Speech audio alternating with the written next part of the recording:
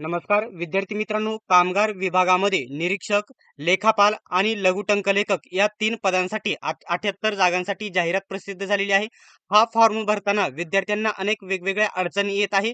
त्यासाठी फॉर्म भरताना नक्की कोणती कागदपत्रे लागणार आहेत, डिटेल्समध्ये सांगणार आहे. आणि MSCITचा काय प्रॉब्लेम आहे, ती बंधनकारक आहे की नाही, जर MSCIT असेल तर फॉर्म भरता, नसेल तर फॉर्म भरता येईल की नाही, डिटेल्समध्ये संपूर्ण कागदपत्रांची यादी सांगणार आहे. फक्त व्हिडिओ शेवटपर्यंत बघा आणि अशाच प्रकारच्या माहितीचे अपडेट बघत राहण्यासाठी चॅनलला सबस्क्राईब करून घ्या आणि बेल आयकॉनला ऑन करा.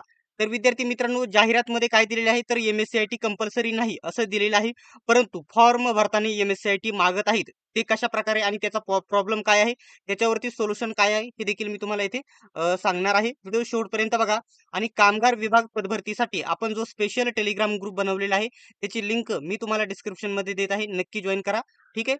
आता व्हिडिओचा जो मेन मुद्दा आहे तो बघण्याच्या अगोदर सर्वात महत्त्वाची माहिती मी तुम्हाला येथे सांगणार आहे. आता जे सर्व परीक्षा गट क च्या बऱ्याचशा परीक्षा या ठिकाणी MPSC कडे गेलेल्या आहेत, परंतु निम्म्यापेक्षा जास्त परीक्षा TCS कडे आणि IBPS कडे जाणार आहेत. ते देखील तुम्हाला पुढे समजून येणार आहे.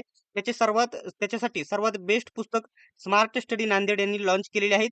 TCS विश्लेषण व वर्गीकृत प्रश्नपत्रिका संच प्रत्येक प्रश्नाच्या स्पष्टीकरणासह याच्यामध्ये कव्हर करण्यात आलेले आहे. आणि या कामगार पदभरतीसाठी हे पुस्तक फायद्याचे ठरणार आहे. या पुस्तकामध्ये नगर परिषदेच्या 13 प्रश्नपत्रिका कव्हर करण्यात आल्या आहे. नगर परिषदेत 13 प्रश्नपत्रिका, ग्राम महसूल अधिकारी म्हणजे तलाठीच्या 57 प्रश्नपत्रिका आणि वनरक्षकच्या 32 प्रश्नपत्रिका एकदम TCS पॅटर्न नुसार ऍड करण्यात आलेल्या आहे. इथं बघू शकता याच्यामध्ये सामान्य ज्ञानच्या इथे बघू शकता, इथे 102 प्रश्नपत्रिका, गणित बुद्धिमत्ता, इंग्रजी, मराठी व्याकरण सर्व याच्यामध्ये ऍड केलेले आहेत. सर्वात बेस्ट पुस्तक तुम्हाला जास्तीत जास्त स्कोर करण्यासाठी ठरणार आहे. हे पुस्तक सर्वत्र महाराष्ट्रामध्ये उपलब्ध आहे. कोणत्याही जवळच्या पुस्तक विक्रेत्याकडून तुम्ही खरेदी करा. आणि जर ऑनलाईन घ्यायचे असेल तर Amazon, Flipkart वरून देखील खरेदी करू शकतात. ठीक आहे. आता व्हिडिओचा जो मेन मुद्दा आहे ना, तो मी तुम्हाला इथे सांगणार आहे. कागदपत्रांची यादी मी तुम्हाला इथे देणार आहे. तर सर्वात पहिल्यांदा तुम्हाला काय-काय लागणार आहे. आता ही भरती पदवीवरती आहे, म्हणजे त्याच्यामुळे तुम्हाला 10वी, 12वी आणि पदवी, ग्रॅज्युएशन तुम्हाला तिन्ही मार्कशीट तुमच्याकडे असणे गरजेचं आहे.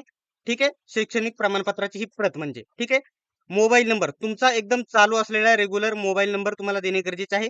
आणि रेग्युलर सक्रिय चालू असलेला ईमेल आयडी देणे गरजेचं आहे. त्याच्यानंतर तुमच्याकडे डोमिसाईल सर्टिफिकेट असणे गरजेचे आहे. डोमिसाईल सर्टिफिकेट असणे गरजेचे आहे. त्याच्यानंतर तुमचा पूर्ण ऍड्रेस. ठीक आहे.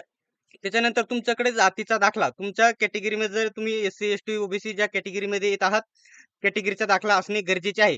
आता OBC आणि इतर कॅटेगरीसाठी जे नॉन क्रिमिलेअर असते, ते देखील तुमच्याकडे असणे गरजेचे आहे. ठीक आहे.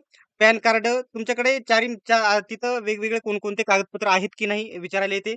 Pan card, voter card, passbook, असे वेगवेगळे ड्रायव्हिंग लायसन, असे वेगवेगळे ऑप्शन आहेत. तिथं फक्त पॅन कार्ड किंवा वोटर कार्ड एकच तुम्ही सिलेक्ट करून तुम्ही फॉर्म भरू शकता. तिथे नसेल तर बाकी ठिकाणी नो केले तरी देखील चालेल. आणि इथं तुम्हाला तुमचा फोटो आणि सही असणे गरजेचं आहे. आता सर्वात महत्त्वाचा पॉइंट मी तुम्हाला येथे सांगणार आहे. या पदभरतीमध्ये शाळा सोडल्याचा दाखला देखील त्यांनी मागितलेला आहे. ठीक आहे. त्याच्यानंतर MSCIT तुम्हाला तिथे कंपल्सरी अपलोड करायला येत आहे. त्याचं कारण मी तुम्हाला इथे सांगणार आहे. एक गोष्ट लक्षात घ्या. ज्यावेळेस आता ही जाहिरात प्रसिद्ध झाली, आता जाहिराती प्रसिद्ध झाली, तर या जाहिरातीमध्ये ऍडव्हर्टाइज क्रमांक, डेट कधीची येत आहे, कधीची बघू शकता, 26/5/2025, 26/5/2025 ची येत आहे. याचं कारण मी तुम्हाला सांगतो, त्यांनी हे सॉफ्टवेअर अपडेट केलेलं नाही. 26 म्हणजे म्हणजे मागील वर्षी 26/5 म्हणजे मागील वर्षी 26 तारखेला जाहिरात प्रसिद्ध एखादी झाली असेल ग्रॅज्युएशनची, तेच सॉफ्टवेअर इकडे त्यांनी अपडेट केलं आहे. आणि तोच ऍडव्हर्टाइज क्रमांक इथे आल्यामुळे आणि जी 2025 ला एखादी जाहिरात आली असणार, तिला MSCIT कंपल्सरी होती. तेच सॉफ्टवेअर इकडे वापरले, त्यांनी अपडेट केले नाही. त्याच्यामुळे येथे देखील त्यामुळे या पदभरतीमध्ये देखील MSCIT कंपल्सरी दाखवत आहे. याला एकच पर्याय आहे. सर्व विद्यार्थ्यांनी जास्तीत जास्त हेल्पलाईन क्रमांकावरती कॉल करणे आणि ऍडव्हर्टाइजमेंट डेट अपडेट करून घ्यायला सांगावी. तरच तुम्हाला ज्यांच्याकडे MSCIT नाही ते देखील येथे फॉर्म भरता येणार आहेत. कारण जाहिरातमध्ये MSCITचा उल्लेख केलेला नाही शैक्षणिक पात्रतेमध्ये. परंतु येथे MSCIT अपलोड करायला येत आहे. MSCIT मागत आहे फॉर्म भरताना. त्याचा प्रॉब्लेम मला माझ्या अंदाजे हा वाटतोय, की त्यांनी सॉफ्टवेअर अपडेट केलेलं नाही. 2025चंच सॉफ्टवेअर येथे एखाद्या जाहिरातीचं इथे कॉपी केलेलं आहे आणि तेच इथं वापरत असल्यामुळे त्या जाहिरातीला MSCIT म्हणजे कोणत्या जाहिरातीला, एखादी जाहिरात 2025 ला आलेली असणार, किती 26 मेला तेच सॉफ्टवेअर या जाहिरातीला वापरल्यामुळे आणि त्या जाहिरातीला MSIT कंपल्सरी होती तेच इकडे वापरल्यामुळे याला देखील येथे कंपल्सरी दाखवत आहे. परंतु या जाहिरातीमध्ये MSIT कंपल्सरी दाखवलेली नाही. त्यामुळे इथे हा प्रॉब्लेम दाखवत आहे. बाकी ही कागदपत्रांची यादी तुम्ही इथे बघू शकत आहात. याच्यामध्ये काय-काय ॲड करायचं आहे, तर आता MSIT देखील याच्यामध्ये ॲड करा. MSIT ॲड करा. त्याच्यानंतर इथं शाळा सोडल्याचा दाखला देखील तुम्हाला ॲड करायचा आहे. ठीक आहे. बाकी एवढीच फॉर्म भरण्यासाठी कागदपत्रे लागतात. याचा स्क्रीनशॉट तुम्ही काढून घेऊ शकता. ठीक आहे. अशा प्रकारची ही माहिती होती. अशाच प्रकारच्या माहितीसाठी, अपडेटसाठी चॅनेलला सबस्क्राईब करून घ्या आणि बेल आयकॉनलाही ऑन करा.